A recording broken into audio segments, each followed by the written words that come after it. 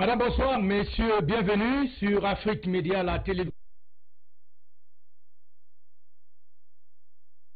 21 octobre 2018 et ce lundi 22 octobre, le Conseil constitutionnel va donc rendre public les résultats de la présidentielle de 2000. Da était en liste avec le président sortant Paul Biya, mais aussi des challengers et pas des moindres. Vous venez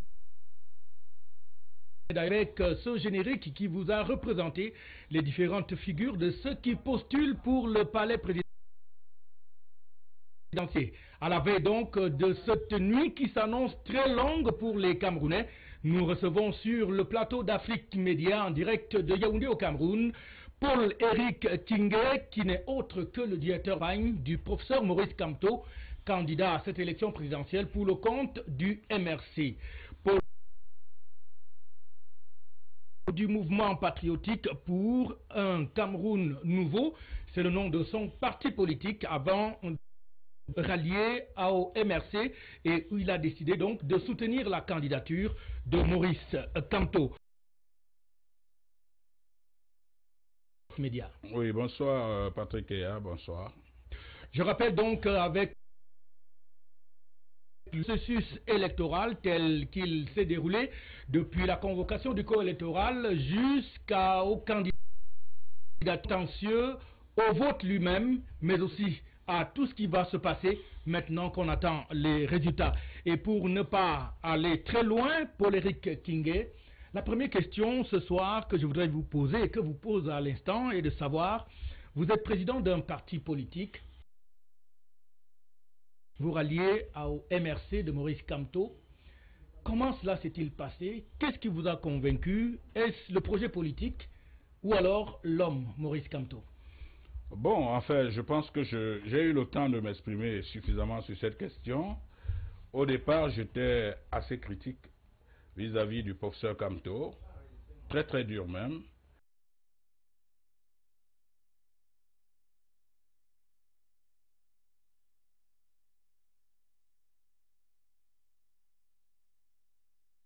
J'ai eu le temps d'observer le parcours du professeur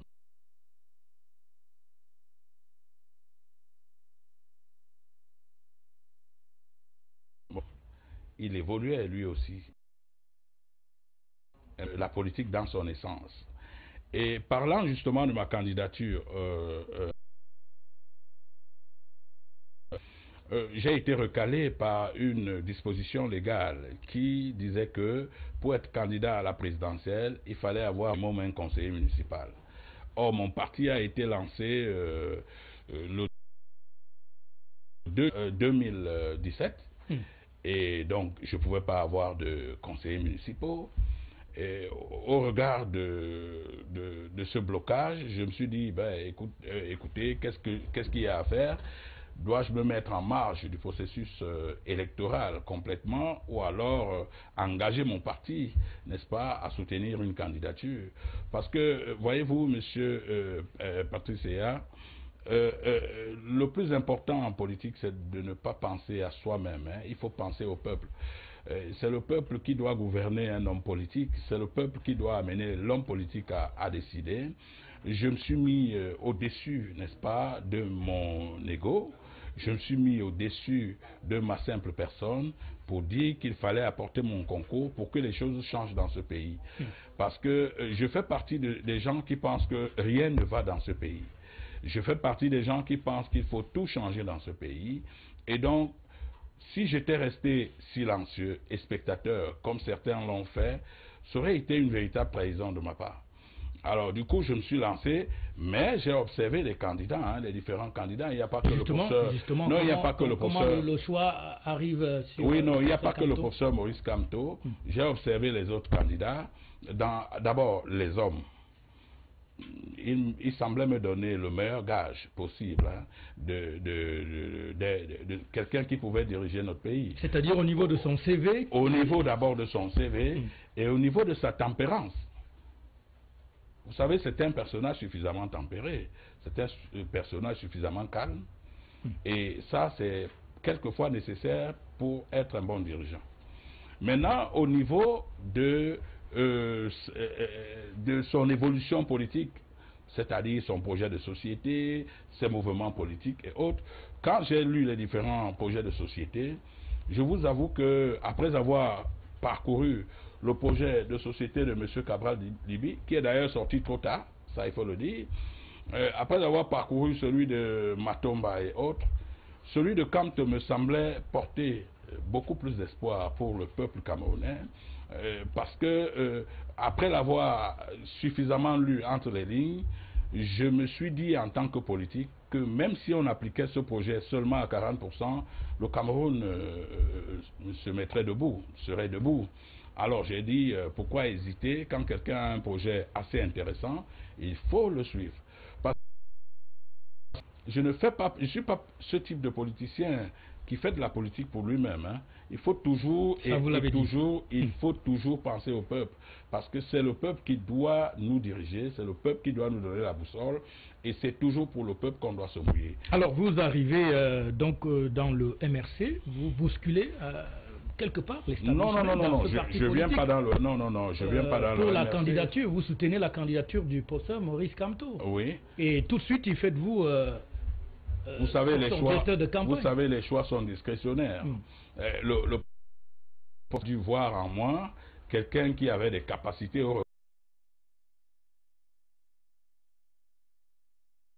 que trop peu de candidats de 2018 avaient mon profil politique. C'est pas parce que j'ai pas été candidat. Moi, je suis un élu. Je vais RDPC, hein, oui, je dis, je suis un élu. J'ai été maire dans ce pays, j'ai été élu député dans ce pays. Et j'ai été élu président de sous-section, président de ceci, président de ça. Donc je suis allé 10 fois aux élections. Donc ça, c'est un parcours que trop peu de candidats à cette élection avaient. Donc, pour le parcours politique, M. Kamto a dû constater que j'ai les capacités d'être un bon directeur de campagne. Et aujourd'hui, je suis sûr que l'histoire lui donne raison. J'ai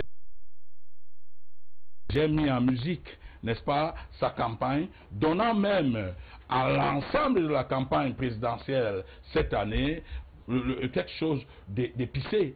Hein, j'ai épicé la campagne présidentielle cette année. Là. Oui, non, peut-être pas narcissique, hein, permettez-moi de le dire. Non, il faut apprendre à dire les choses telles qu'elles sont. Oui. Il y a eu des présidentielles à l'époque, hein. Je n'y étais pas. Mais cette fois-ci, je suis engagé et j'ai donné un peu d'expérience. Moi, je dis, j'ai une expérience que beaucoup de gens ne savent pas. Vous avez une influence quelque part sur le professeur Maurice Kamto? Non, peut-être pas d'influence. Nous nous comprenons et nous nous complétons. Voilà. Ce qui m'a marqué sur le professeur et m'a laissé de temps en temps m'exprimer. Et quand quelqu'un vous laisse de temps en temps vous exprimer, tout ce qui vous reste à faire, c'est de donner le meilleur de vous-même. Et ça, j'ai donné le meilleur de moi-même. Aujourd'hui, il y a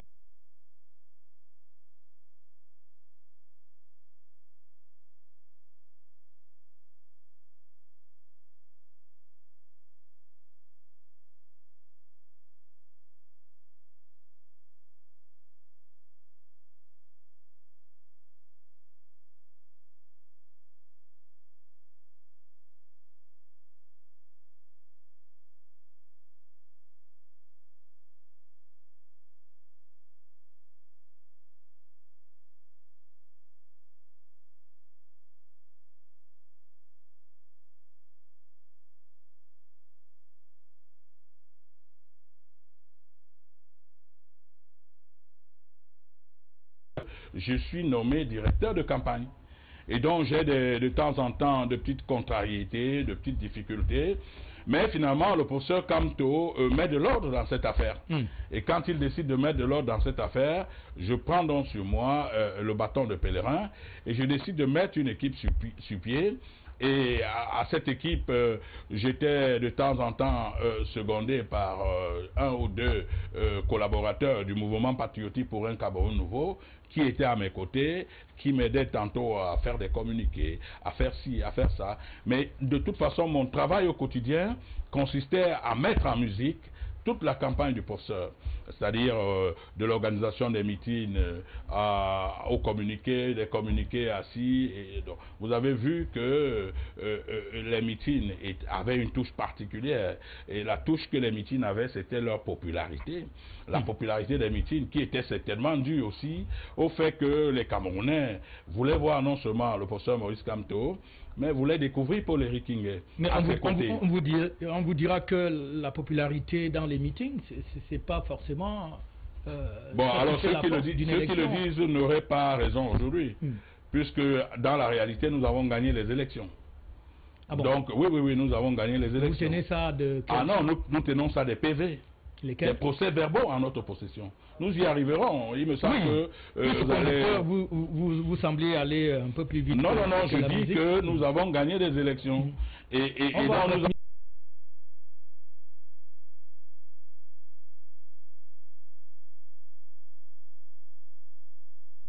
nous avons les PV des 24 300 et poussières de bureaux de vote.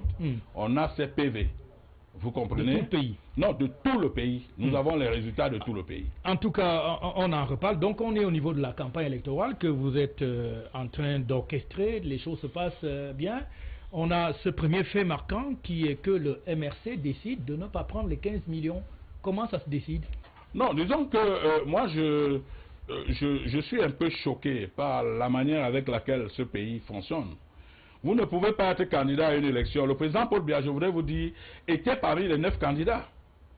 Mais vous ne pouvez pas être... Il a eu les 15 millions. Non, s'il vous plaît. Vous ne pouvez pas être candidat à une élection avec les 8 autres. Et c'est vous qui décidez de ce que vous donnez à vos concurrents. Est-ce que c'est lui qui décide? Non, c'est lui qui décide. Non, c'est lui qui décide.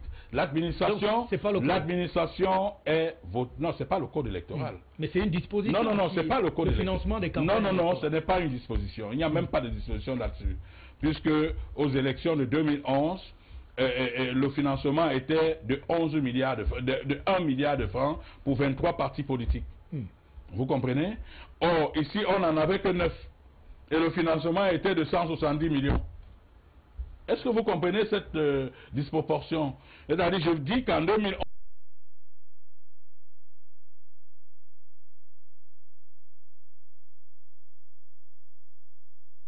disposition, non, ce n'est pas une disposition, c'est de manière discrétionnaire et en fonction des candidats qu'on a en face, parce qu'on ne veut pas donner des moyens à un certain nombre de candidats. On pouvait donner des moyens à Jean Dieuga. On savait que même si on lui donnait 10 milliards, ça ne servirait à rien.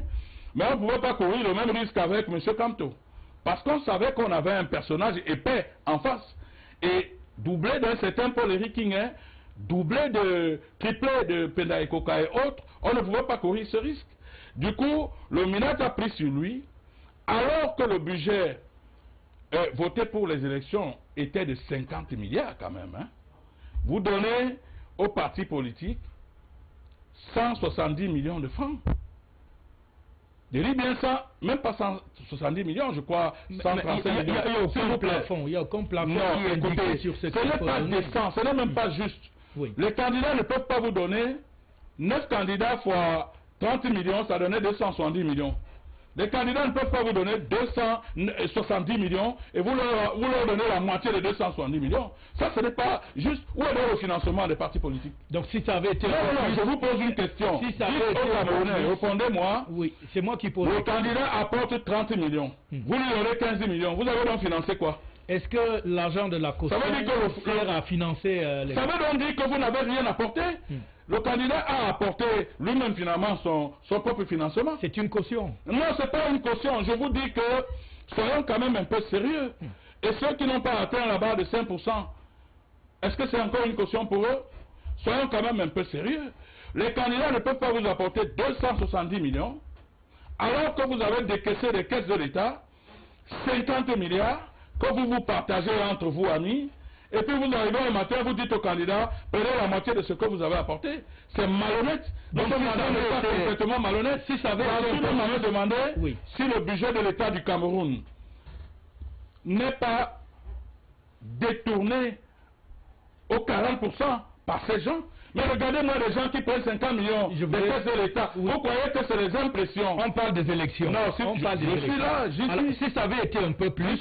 Hein, jusqu'où le MRC aurait pris cet argent? Je peux vous rassurer vous l'attendiez à combien? Je peux vous... Non, non, écoutez, vraiment, le professeur Camto n'était pas attaché à ce type de choses. Alors, parce qu'il y a le seul candidat qui a... Non, le professeur Camto, les Camerounais ont décidé de financer la campagne du professeur Camto. C'est ces militants qui envoyaient tantôt 10 000 francs, d'autres 100 000 francs, d'autres 5 000 francs. Les Camerounais ont financé sa campagne. On n'a pas entendu parler de ça, à contrario de Cabral Libye qui... Non. Le professeur Camto a de la consistance. Vous ne pouvez pas parler de Cabral Libye et vous parler du professeur Camto. C'était des l'enseignant de l'autre. Non, s'il vous plaît. En termes de consistance. Oui. Si Cabral Libye a besoin de tam-tam pour se faire entendre, le professeur Camto n'en a pas besoin, vous le savez. Donc il a fait... L'un est l'enseignant de l'autre. C'est-à-dire qu'il l'a fait en sourdine. Il l'a fait normalement en sourdine. Ok. Voilà, donc ça, il est important quand même de le dire. Et ça, je suis là ce soir pour le dire. Oui. Le professeur Camto a été financé par les sympathisants du MRC sur l'ensemble du territoire camerounais et dans la diaspora. Et à l'étranger. Et ils l'ont fait. Les gars ont mis des moyens, qui 500 €, qui 10 €, qui 100 €, mais ça nous a permis quand même de faire le tour du Cameroun. On vous a sur le plateau, cette campagne vous a coûté combien? Bon, écoutez, je ne suis pas comptable. J'étais directeur de campagne. Vous êtes directeur de campagne, mais il y avait un trésorier. Non, il y avait non seulement un trésorier de campagne. Non, j'étais ordonnateur pour la campagne. Voilà, nous mais je dis qu'il y a un trésorier. Une estimation. Non, je peux pas. Je peux pas aller à une estimation. Moi, j'entre pas dans des choses. Je ne suis pas un prestidigitateur. Je voudrais que les Camerounais gardent de moi l'image d'un gars sérieux. Vous parlez je suis suffisamment sérieux et je ne veux pas raconter n'importe quoi. Voilà. Ok, voilà donc le MRC et son candidat, c'est le seul qui refuse de prendre cet argent, mais vous battez campagne, vous nous dites que ça s'est très bien passé, avec des grands meetings organisés un peu partout à travers le pays. Mais je vais même vous surprendre. Oui, surprenez-moi. Mais parfois nous avions un meeting quelque part, et quelqu'un a appelé le professeur Maurice Camto pour dire c'est nous qui allons faire ce meeting. Et nous arrivons au lieu de meeting, il y a un podium, il y a tout. C'est comme ça que ça s'est passé. Le professeur Camto, les gens prenaient les articulations, n'est-ce pas, de son budget, et les finançaient sans que le professeur Camto le demande. Vous voyez jusqu'où les Camerounais ont atteint l'envie de voir les choses changer, et ils se sont donné chacun un peu de lui-même pour qu'on en arrive au résultat d'aujourd'hui. Alors vous réussissez donc à amener cette campagne tambour battant. On arrive au 7 octobre, le jour du vote. On vous a pas vu?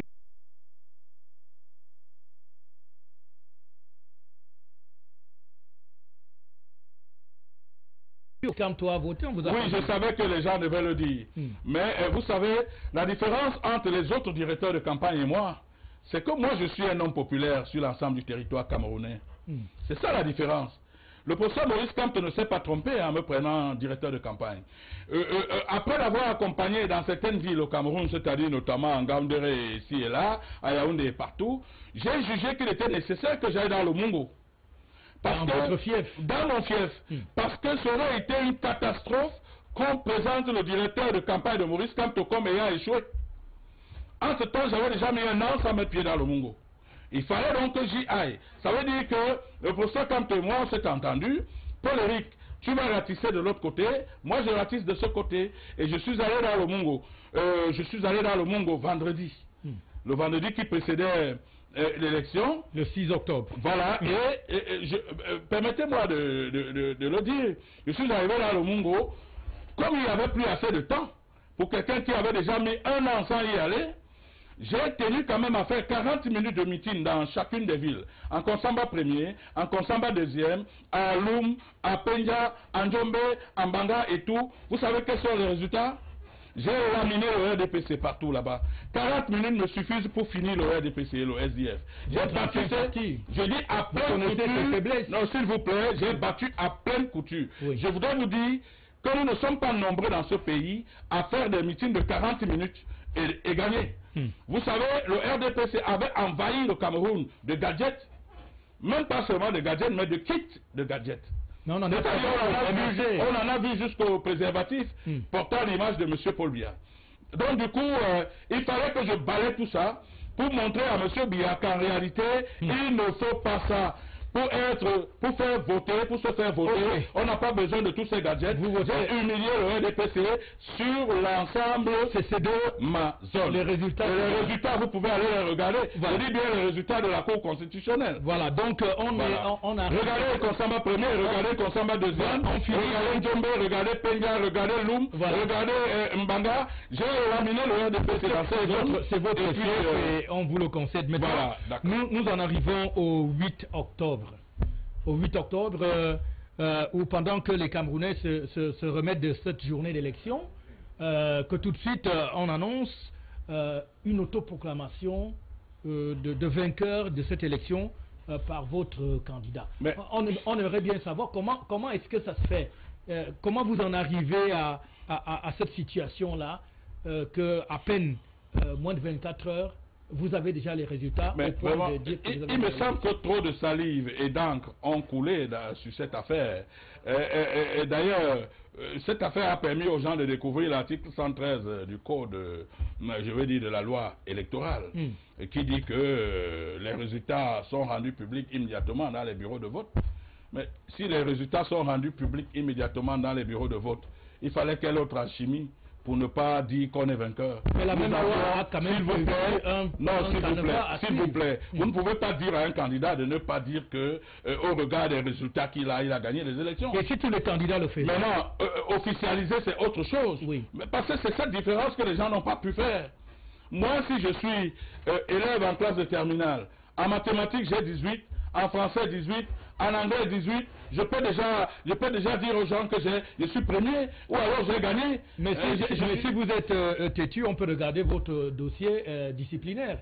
Non, le dossier disciplinaire n'empêche pas que les notes que j'ai eues soient celles-là. Non, c'est pas... Non, s'il vous plaît, la question que je dites aux Camerounais. Oui. Parce que il me semble que Afrique Média a un petit penchant sur M. Biya. Non, c'est Patrick, s'il vous plaît. un jugement de valeur. S'il vous plaît. Patrick, non, dites aux Camerounais. Je ne peux pas vous laisser le dire. Okay. Afrique Média fait son travail d'un média responsable qui gère tous les candidats au même pied d'égalité. La preuve, vous êtes le seul directeur de campagne que nous recevons la veille de la proclamation d'une élection majeure. Je vous connais trop sérieux. Je le suis. Je vous connais trop sérieux. Je demande de dire aux Camerounais que si vous êtes en classe de terminale et que toutes vos notes aussi entre 18 et 19, vous pouvez dire à votre papa, à votre maman, à vos frères et à vos amis que vous avez passé. Il faut que vous ayez tous les relevés de notes. Non, s'il vous plaît, les relevés de notes, s'il vous plaît, c'est pas les relevés de notes qui donnent les notes. C'est les feuilles corrigées qui donnent les notes. Et les feuilles corrigées, pour nous, c'était les PV. C'est les feuilles corrigées qui donnent les notes, ce n'est pas les relevés de notes. Du coup, les feuilles corrigées donnaient quant aux vainqueurs partout. Je dis presque partout. Vous voulez que je vous dise maintenant? Vous dites presque. Vous voulez que je vous dise quelque chose? C'est presque. Non, presque partout. On ne peut pas faire l'unanimité. Voilà. Vous voulez que je vous dise aujourd'hui? Moi, je prends ça sur moi, comme le renvoi en prison. Les résultats à notre possession donnent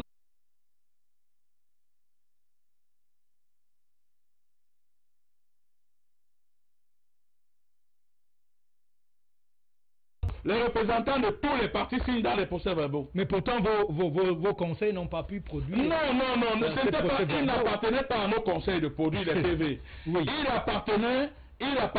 À qui? Voici comment ça se passe. Parce qu'il est important que j'explique aux gens. Oui. Vous avez les résultats des bureaux de vote. OK? Le lendemain, il y a ce qu'on appelle... les commissions départementales qui siègent. Après les commissions locales. S'il vous plaît. Après les commissions locales. Oui. Alors, dans les commissions locales, on a les PV, on a les PV des bureaux de vote. Oui. Signés de tous les partis. OK?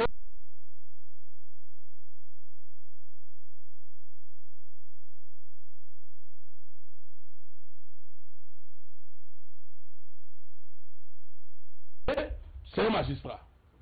Quand on arrive à ce niveau, on comptabilise tout ce qu'on a reçu au niveau des commissions locales, c'est-à-dire au niveau des bureaux de vote. Mais seulement, qu'est-ce qui s'est passé ici? Entre la commission départementale et la commission nationale, ce qui se passe, c'est que les gars enlèvent tous les PV. Ils enlèvent, ils écartent tous les PV. En présence de votre représentant? Non, nos représentants étaient même déjà partis. Ils sont partis avant la fin ils sont partis parce qu'ils leur font décharger un certain nombre de documents. Et M. Foguet, Alain, décharge le document parce qu'on lui pose pour condition que si vous ne déchargez pas, alors vous n'aurez pas les copies des PV nationaux. Et M. Alain Foguet décide de le faire. Et il prend donc ses copies. Quand il prend ses copies... Après avoir signé... Oui, il a signé. Ça, c'est normal, non? Non, signer ne veut pas dire qu'on le connaît. Est-ce qu'il fait des observations? Non, s'il vous plaît, écoutez-moi bien. Vraiment. Je vous suis en train de vous écouter. Je vais vous dire, s'il n'avait pas signé, on n'aurait jamais prouvé à Mondovision la tricherie. Le candidat Cabral Libi, son mentor n'a pas signé et n'a donc pas eu ces documents. Et quand il n'a pas eu ces documents, les gars n'avaient plus d'arguments pour aller à la cour. Vous avez dû constater que très vite on les a expédiés. Donc du coup, M. Foguet nous joint et nous lui disons non, prends ces documents. Ces documents qu'on veut prendre comme base de réussite ou base de comment vous appelez ça, de passage de M. Biya. Alors nous on lui demande, prends ces documents. Il prend les documents et 150 000. Et quand il prend les documents, nous venons vérifier les documents qu'on a mis à sa disposition, qui étaient d'ailleurs des photocopies. Vous comprenez? Alors dans ces photocopies, nous constatons que l'ensemble, 95% de ces documents étaient signés de personnes. Mais monsieur Eya, je voudrais vous poser une question. Si votre doctorat, votre licence, votre BPC n'est pas signé, il est un BPC? Non, il n'est pas. Si votre acte de naissance n'est pas signé, il est un acte de naissance? Mais pourtant... Non, s'il vous plaît, permettez-moi d'expliquer aux Camerounais et au monde entier. Ça, c'est votre version des faits que vous... Non, ce n'est pas ma version des faits. C'était en Mondovision, tout le monde l'a vu. Tout le monde l'a vu. Ce qui s'est passé, c'est que les gars décident donc de nous remettre les photocopies. Nous constatons que ces photocopies ne sont signées nulle part. Parfois même, elles ne sont pas signées par les présidents, c'est-à-dire les présidents des commissions départementales. Et nous demandons, mais quels sont ces documents qui ne sont signés de personne? Quels sont ces documents qui ne sont signés de personne? Et nous, on est resté stratégiquement calme. Parce que, vous savez, j'ai lu quelque part dans les réseaux sociaux, on a demandé à Camto des avocats, il a apporté un avocatier. Nous avions effectivement un avocatier. Ils étaient un peu trop nombreux. Non, on avait un avocatier. Et ça, on s'en vante. Mais la qualité... Alors, non, c'était des avocats de grande qualité. Ils ont prouvé au monde entier ce qu'ils valent véritablement par rapport aux avocats de l'autre côté. Mais on dit qu'ils ont plus parlé que convaincu sur la base de la loi. La preuve, c'est que le monde entier retient que nous avons pu prouver que la Cour constitutionnelle n'avait rien. Mais on dit que vous avez plutôt créé un incident. Permettez-moi d'aller au bout. Permettez-moi d'aller au bout. Allez au bout. Permettez au Camerounais de vous relancer, s'il vous plaît. Quand nous arrivons donc, nous demandons, ok, Monsieur le Président, voici les copies que vous nous avez données. Considérez ces copies comme les résultats. Ok? Comme base de travail pour donner des résultats. Les gars disent, pour invalider, si vous voulez, pour invalider, parce qu'on avait demandé l'invalidation dans cette région. Les gars nous disent que les documents que nous avons produits ne sont pas authentiques. Et nous leur disons non, les documents que nous avons produits, c'est vous-même qui nous les avez donnés. Monsieur Paulet. Non, s'il vous plaît, permettez aux gens d'écouter. Je ne veux pas que vous m'embrouillez. Cette partie est très importante. Oui, allez-y. Et nous leur disons, ok, si les documents que vous nous avez donnés sont faux, sortez-nous dans les originaux de ce que vous pensez être de vrais documents. Vous savez qu'est-ce qui s'est passé? Dites-nous. La première soirée, ils n'ont pas pu produire, ils ont fait blocage. Le président a fait blocage, il n'a pas jugé nécessaire. Mais il a quand même promis que le lendemain, il nous ferait consulter ces documents. Le lendemain, nous arrivons et nous posons le même problème. On ne nous sort pas le document. À la fin, parce que Dieu est toujours fort, les gens qui ne respectent pas Dieu doivent faire très attention. Les gens qui ne craignent pas Dieu doivent faire très attention. Et Dieu est pour tout le monde. Le même soir, un membre de la commission, notamment le juge Essombe, prend sur lui de chercher à nous humilier pour dire au monde entier que ces gens, c'est des malhonnêtes intellectuels, des gens qui ne sont pas sérieux, qui avaient dit ici que les documents n'étaient pas nous n'avions pas de documents. Permettez-moi aujourd'hui de vous présenter quelques PV. Monsieur Essombe présente 6 PV. Oui. Ce que lui, il considère comme PV. Ce que Elekam considère comme PV. Ce que Atangana considère comme PV. Grande surprise, quand ils sortent les PV sont exactement les photocopies que nous, on avait produites la veille. C'est-à-dire, il y avait un seul PV sur les 6 qui était signé, normalement, conformément à la loi. Parce que par ailleurs, la loi dit que chaque représentant de parti doit émarger, doit signer sur le PV. Or, il se trouve qu'ici, il n'y avait pas de signature du tout. Donc, correspondant donc ainsi aux photocopies que nous, on a reçues la veille. Et donc, nous avons découvert le poteau rose. Sur les 32 PV, 6 nous ont été présentés, un a été dûment signé tel que la loi l'exige, les 5 autres n'étaient pas signés. Et nous avons donc demandé qu'on nous apporte les 26 autres PV, parce qu'il y en avait déjà 6, puisque c'était un total de 32 PV. Comme quoi, le chiffre 32 pose trop de problèmes dans ce pays. 32 gigas, 500 gigas, machin, 32, c'est un problème sérieux. S'il vous plaît, s'il vous plaît, oui. Nous avons exigé que les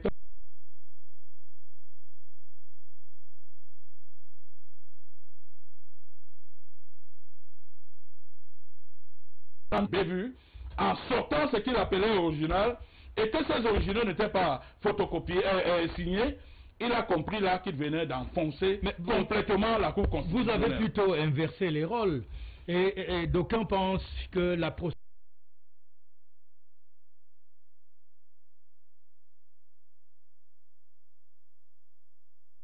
Je voudrais vous dire quelque chose. Oui. Je voudrais vous dire quelque chose. Oui, dites-le. Moi, je suis un justiciable connu dans ce pays.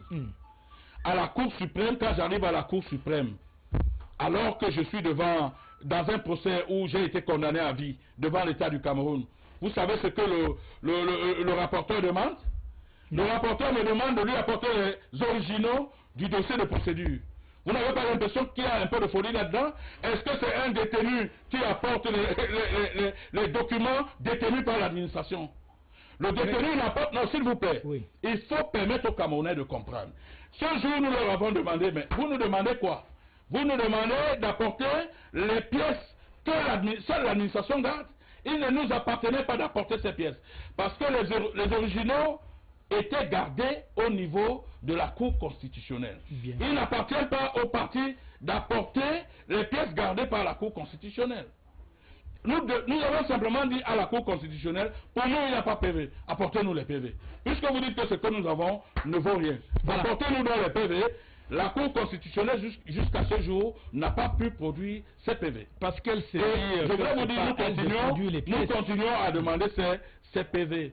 Il faut que nous ayons ces PV. Je voudrais qu'on revienne un peu sur cette autoproclamation de la victoire par votre candidat. D'aucuns ont pensé que le MRC et Maurice Kamto jouent avec le feu. De quel feu parle-t-on? Quelle est la faute qu'il a commise? Vous vous attendez à quoi en faisant cette autoproclamation? Ça, c'est pour ceux qui ne savent pas. Quel était le but précis de cette autoproclamation? S'il vous plaît. Oui. Vraiment, je vous ai déjà répondu à cette question. J'ai répondu à cette question. Oui. Monsieur Kamto est un élève qui a vu ses notes. Oui. Il a ses feuilles, corrigées de ses professeurs, y compris le professeur titulaire. Il a toutes ses feuilles, toutes ses copies. Il a même fait un peu de comparaison avec les copies des autres. Puisque ce que vous ne savez pas, c'est que les PV portent les notes de tous les autres candidats. À partir du moment où il a fait toutes ces comparaisons, il est en position de dire qu'il a passé. Et ça, c'est ce qu'il a fait. Où est la faute là-dedans? Mais dites-moi, où est la faute là-dedans? J'ai entendu des apprentis... La faute, c'est que ce n'est pas le candidat... Non, M. Kamto n'a pas officialisé. Il a déclaré une communication publique. Mais monsieur, faire une communication publique n'est pas officialisé. Ok? Faire une communication... l'être comment? Mais monsieur, c'est rendu public. Dites aux Camerounais... Dans la presse nationale et internationale. Dites aux Camerounais que faire une communication publique ne revêt pas le caractère officiel.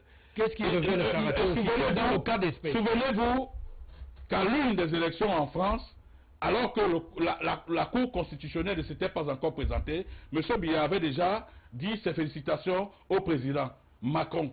Souvenez-vous. Alors, vous voulez dire que M. Biya était en faute? M. Biya n'est pas français. Non, écoutez, je vous parle... Non, attention. Le candidat ne s'est pas déclaré vainqueur. S'il vous plaît, il est même pire qu'un Français. Il était même plus grand qu'un Français.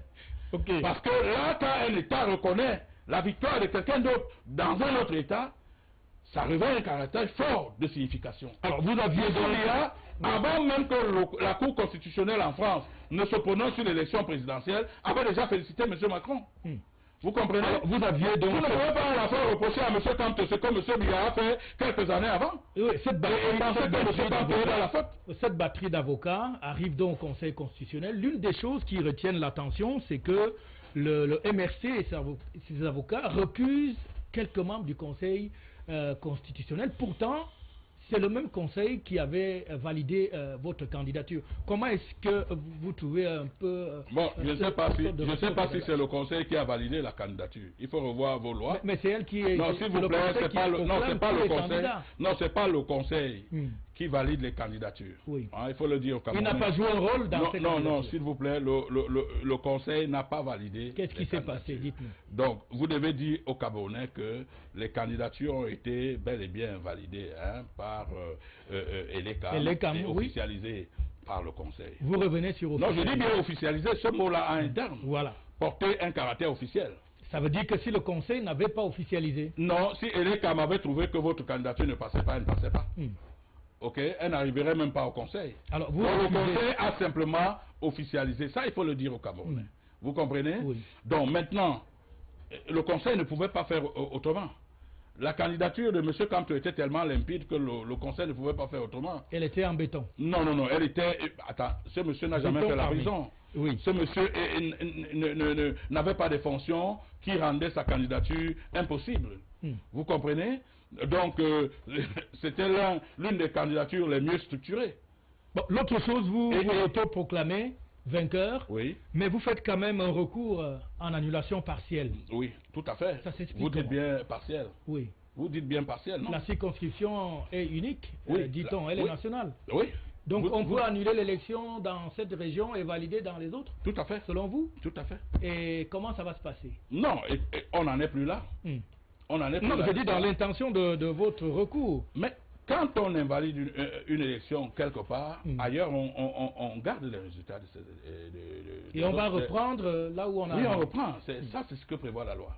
Ça veut dire que pendant ce temps... Vous repartez en campagne pour 15 jours, c'est ce que prévoit la loi. Dans cette région. Dans cette zone où les élections ont été annulées. Voilà, donc c'était ça le problème du MRC. Bon, maintenant, après tout ça, il y a une sortie de votre candidat qui prend la parole. Donc, on pensait qu'il était venu battre campagne. Il en arrive à parler de Bamileke, de Boulou. Non, écoutez, arrêtez vos histoires là. Vraiment, il faut arrêter ces affaires.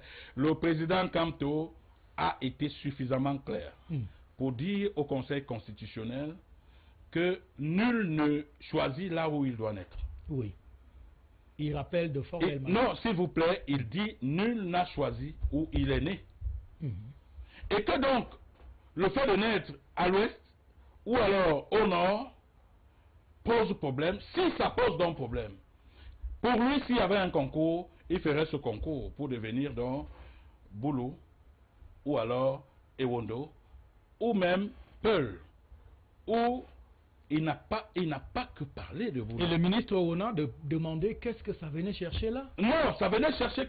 Écoutez, ces dernières semaines, s'il vous plaît, ces dernières semaines, nous avons tous constaté les affaires.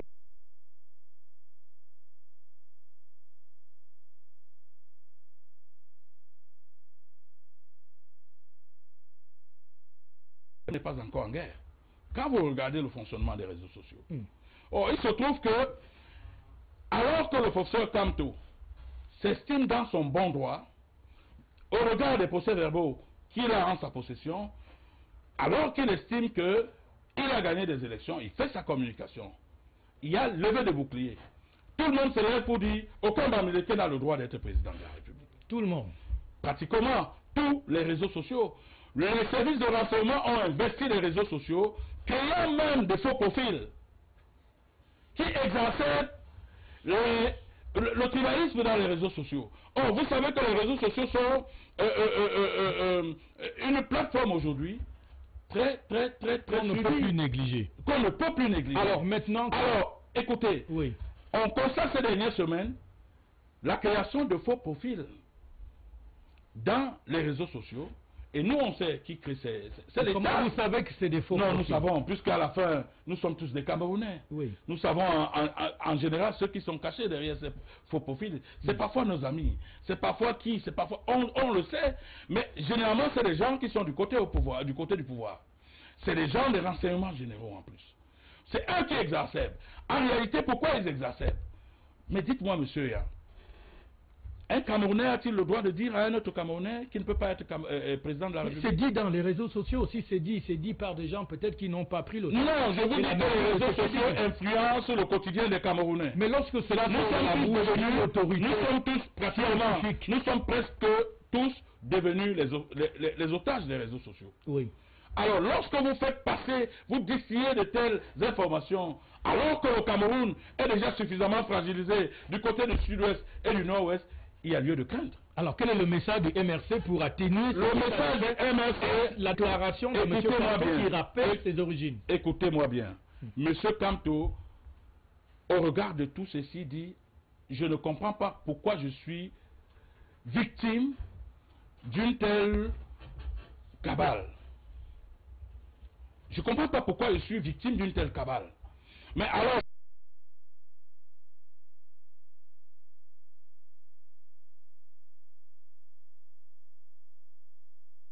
Parce que nul ne choisit il est né.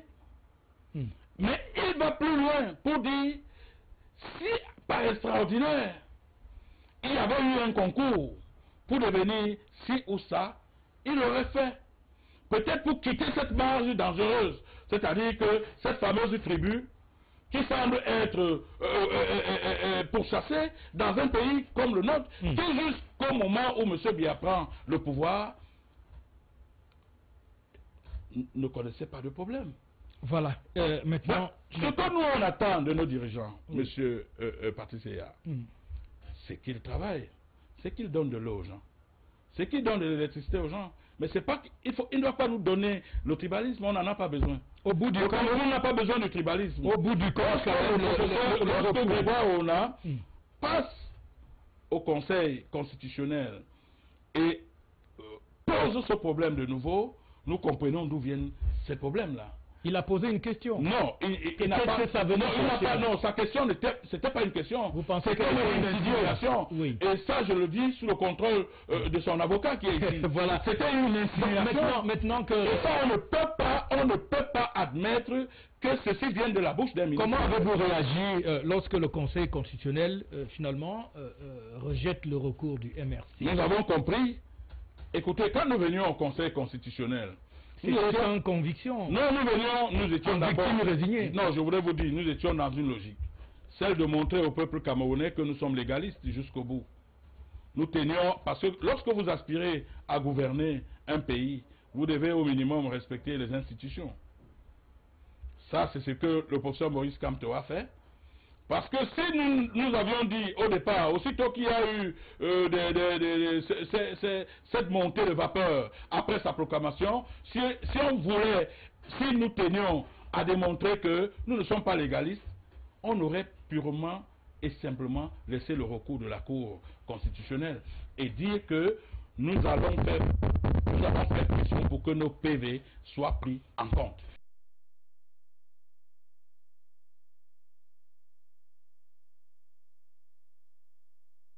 Et en plus, des légalistes. Voilà, le vous allez jusqu'au bout. Oui. Mais lorsque la Cour constitutionnelle rend sa décision, nous a déboutés, en réalité, ça n'a surpris que des esprits naïfs. Nous, on n'a pas été surpris. Vous-même, vous y croyez Non, je n'y croyais pas. Je vous ai dit que le président Atangana, son épouse, est député d'Union Enso. Je vous ai dit que M. Emmanuel, non, s'il vous plaît, permettez aux téléspectateurs de... Non, ils le savent. Mais ils ne le savent pas assez. Ils ne le savent pas assez. Il y en a qui vont l'apprendre ce soir. Oui. M. Emmanuel Dondé est membre du comité central du RDPC. Monsieur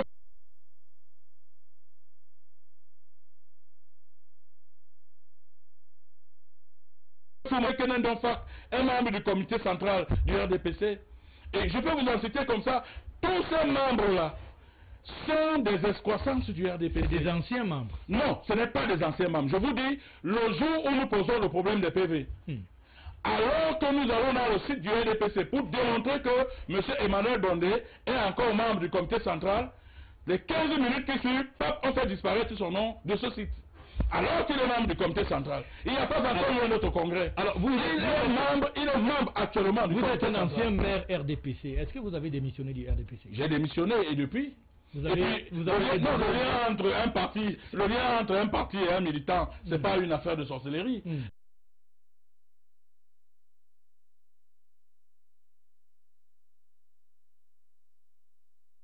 Mais pourtant on dit qu'il vous a tout donné, le RDPC. Il m'a rien donné, je voudrais vous dire. J'étais un maire de périphérie.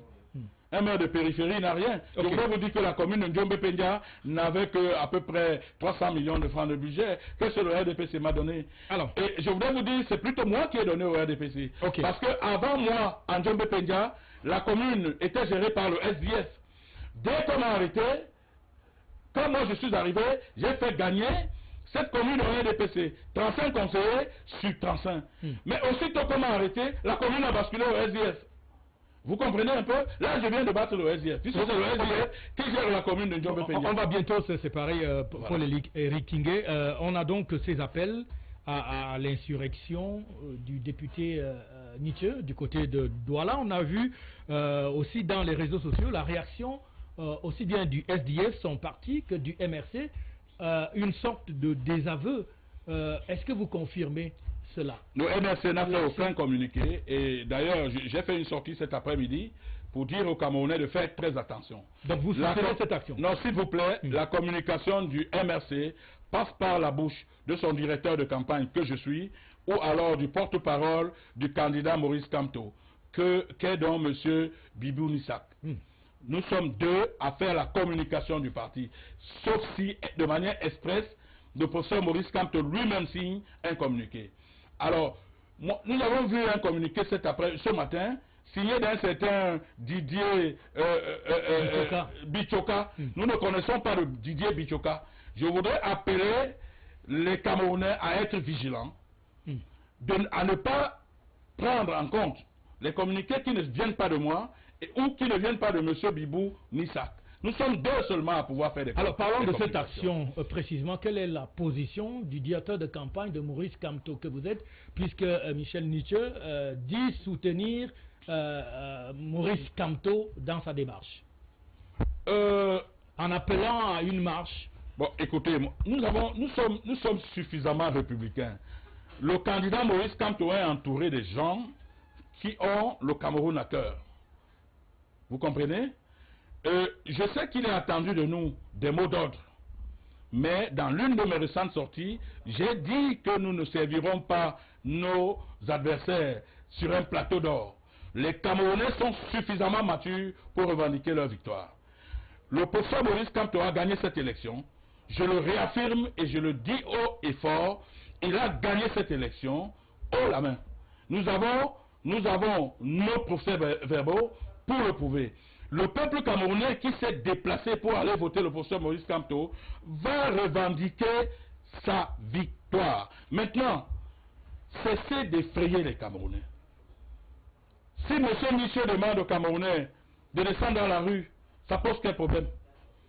Je voudrais vous dire que le droit de manifestation, de manifester, est un droit légitime et fondamental. Ça veut dire que vous soutenez? Non, non, non, s'il vous plaît, il est un droit fondamental. Je suis passé sur votre plateau ce soir pour dire aux Camerounais que s'ils estiment que leur victoire a été volée, qu'ils revendiquent leur victoire.